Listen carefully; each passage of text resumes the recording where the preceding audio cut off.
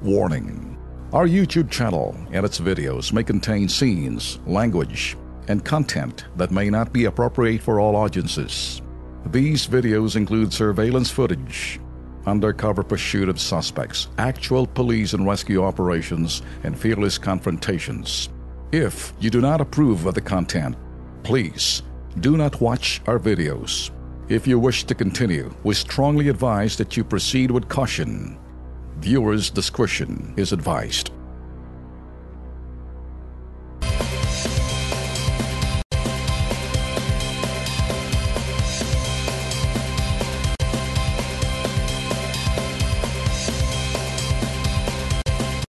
Okay, nagbabalik po ang Kilos Pronto. Kasama ho natin sa studio. Siyempre, tulong OFW po tayo dito sa KP ngayon, ha. 4 sa 13 kamag-anak po ng mga OFW po ang sumugod dito sa ating pong istasyon para po hingan po ng tulong ang kanila pong mga kababayan at kanila pong mga kaanak na doon po na naiipit po sa Middle East. Ito po ay dumulog. Ito po sina Raymond Guerra, si Joy Torrente, si Alejandro Velasco at si Esperlita Dumo. At ayon po sa kanila, tumakas daw ang kanila pong mga kamag-anak sa kanila pong pinapasukang kumpanya dahil nga daw ho sa hindi na ho sila pinapasahod ng kanila pong employer. Kaya tanungin natin direkta mismo sa ating pong mga bisita ngayon. Si Raymond and Joy, kaya kumusta? Paano ho ninyo nalaman na medyo may problema ng inyong mga kamag-anak doon sa Middle East?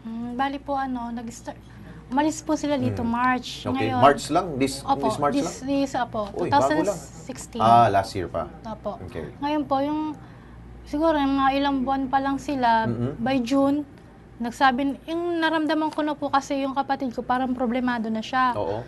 Hindi nga, sabi ko, bakit ganon? Ano nangyayari sa inyo dyan? Sabi ko, umamin ka. Sabi niya, kasi ganito, Joy, wala na kami, ang trabaho namin dito mahirap. Tapos yung sahod namin hindi pa nasunod. Ngayon, sabi ng kampanya, may 2 buwan daw na pondo. Sumahod po sila, nakadalawang sahod lang siya. Tapos by July po, wala na talaga silang trabaho. Ngayon po, sabi namin, bakit gano'n ang nangyari? Ang sabi, balik totally, may trabaho pa silang yung iba, binibigyan ng trabaho, pili lang. Yung iba, wala. Tapos po, yung sahod nila, kulang-kulang na. Okay. Bago ho, ano ba nature ng trabaho nila ho doon sa Middle East? Sa electrical po sila.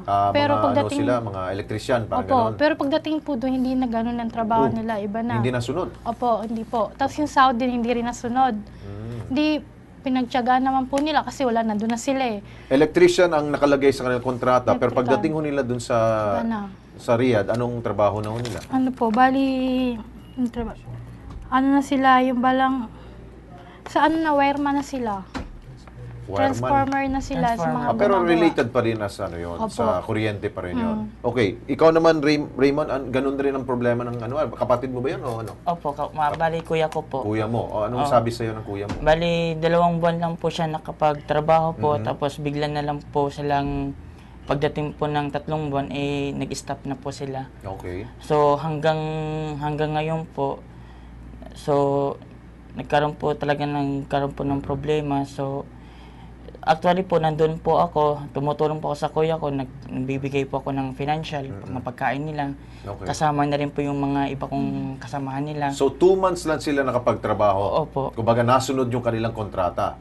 And after that, wala na? Wala na po. So saan sila ngayon? Para matulungan ng ating pong OWA at POA. Nasaan sila ngayon? Nasa anong area sila Bayan ngayon? Kalinga po. Nandun na sila. Opo. Kung saan yung mga na-stranded na ating mga kababayan, nandun sila ngayon. Opo, sir. Okay, siguro nasa linya ho si Ma'am Josephine Tobia. Siya po ang Head ng Advocacy and Social Marketing Division po ng OWA para hingan po natin ng tulong. Ma'am Josephine, magandang gabi ho sa inyo. Yes, good evening, Mr. Opo. Alex. Ma'am Josephine, meron naman kami idudulog sa inyo. Ito po, mukhang marami-rami po itong mga OFW po ang naipit po ngayon sa Riyadh, Saudi Arabia. At sila po ay mukhang hindi daw nasunod ang kontrata ho nila. Supposedly, sila po electrician, pero biglang na-divert daw yata at naiba na ho kanilang trabaho. Paano natin silang pwede mapauhiw dito ulit, ma'am? I heard na nasa bahay Kalinga na sila. Opo. Okay. Anyway, we will check on yung status ng kanilang kaso ngayon, I'm sure yung kanilang substitution of contract yan or violation ng contract.